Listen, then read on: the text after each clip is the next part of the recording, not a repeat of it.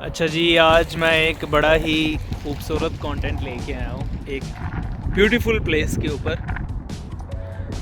तो सारी वीडियो देखिएगा, बड़ी अच्छी लगेगी आपको।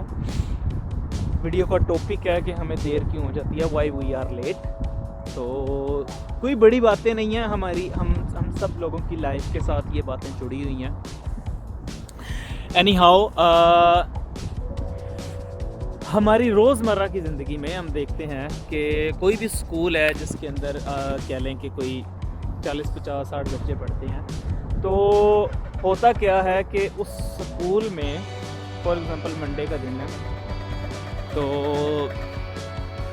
50-60 जो बच्चे हैं उन्होंने स्कूल जाना है। तो अचानक बारिश हो जाती है। बारिश होती है तो 50-60 बच्चों में से तकरीबन कोई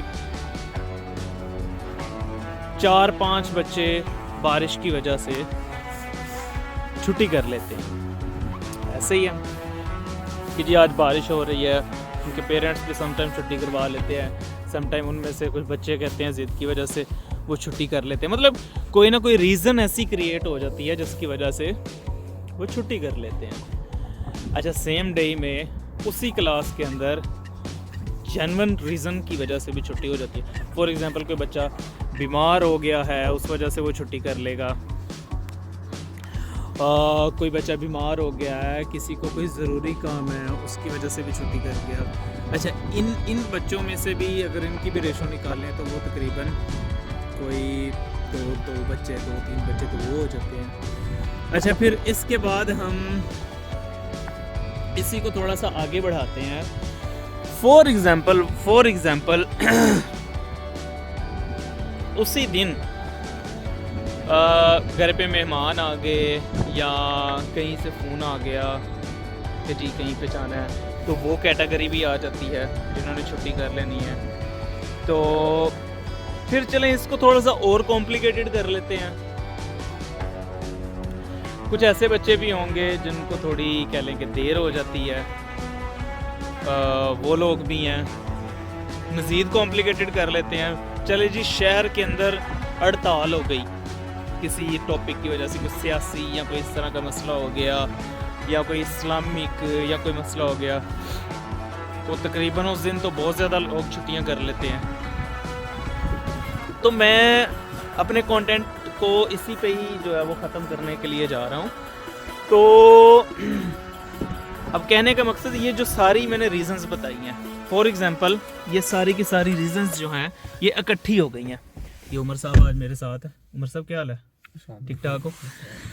तो सेम टाइम पे किन लोगों ने छुट्टी कर ली स्कूल से बारिश की वजह से, ज़रूरी काम, जो बच्चे बीमार हो गए उन्होंने, फिर शहर में हड़ताल होगी, कुछ बच्चों को देर होगी स्कूल से, वो टाइम पे पहुंच नहीं सकते, वो छुट्टी कर लेंगे। मतलब इस तरह के लोग आपको मिलेंगे। लेकिन एक छोटा सा क्वेश्चन है, अब बारिश भी हो रही है, बच्चा थोड़ा बहुत बीमार भी है, ज़रूरी काम भी है घर में, कुछ छोटी मोटी हड़ताल भी हो गई है शहर के अंदर, लेकिन उस दिन बच्चे का पेपर है। तो मुझे ये बताएं कि वो जो 50-60 बच्चे की जो अटेंडेंस मार्क थी, ये सारी रीजंस की वजह से वो तकरीबन कोई क्लास की जो अटेंडेंस की रेशो थी वो तकरीबन कोई 20-30-40% पे थी। क्या जिस दिन पेपर है उस दिन कितनी रेशो होगी, क्या परसेंटेज होगी?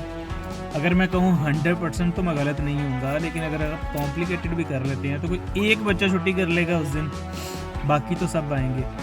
तो यही आलम हमारी ज़िंदगी का कि हम अपनी ज़िंदगी में अपने हर दिन को या तो बारिश की रीज़न दे के अपने कामों को छोड़ देते हैं, जिसकी वजह से हम पीछे रह जाते हैं, जिसकी वजह से हमें देर हो जाती है, जिसकी वजह से हमें छुट्टी करनी पड़ जाती है, या फिर हम अपना कोई ज़रूरी काम जो कि इतना ज़रूरी नहीं होता जितना ज़रूरी हमारा एग्ज़ाम है, अगर हम अपनी ज़िंदगी के हर लम्हे को उस एग्ज़ाम की तरह समझें जो कि बच्चे ने हर हाल में पहुंचना है, अगर वो नहीं पहुंचेगा उसका पूरा साल ज़ाया हो जाएगा, वो फेल हो जाएगा।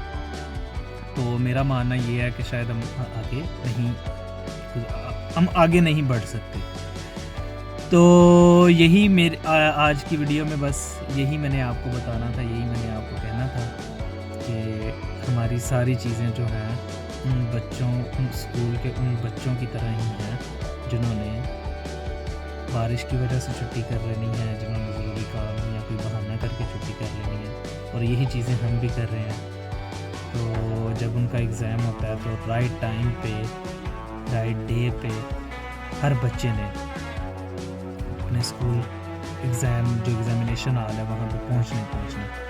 तो इसी बात को मैं कनेक्ट कर रहा हूँ हमारी जो ज़िंदगियाँ हैं उन लोगों के साथ। आप अपने सराउंडिंग पे देखें, जो लोग कामयाब हैं एक्चुअल में उन्होंने बहाना नहीं किया, एक्चुअल में उन लोगों ने छुट्टी नहीं की, उन लोगों ने कोई ऐसी रीज़न क्रिएट नहीं की जिसकी वजह से वो पीछे रह गए। और जो पीछे रह गए उनका कंपैरिजन प्लीज़ आप इन्हीं लोगों के साथ कर लें। और बस यही आपको कहना था। Thank you so much. अपनी दुआओं में याद रखें, वीडियोस बनाता रहूँगा। बहुत से लोग मुझे सजेशंस दे रहे हैं कि यार वीडियो को इस तरह बनाओ, ऐसे करो, शॉर्ट करो, लॉन्ग करो।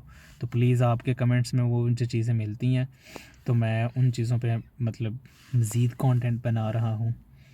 तो कीप इन टच रहें मेरे साथ, आपकी दुआओं में भी मुझे याद रखें और मुझे सजेशंस भी देते रहें, कमेंट्स करते रहें, मुझे बड़ा अच्छा लगेगा। Thank you so much. अल्लाह हाफिज़। पाकिस्तान जिंदाबाद। जिंदाबाद।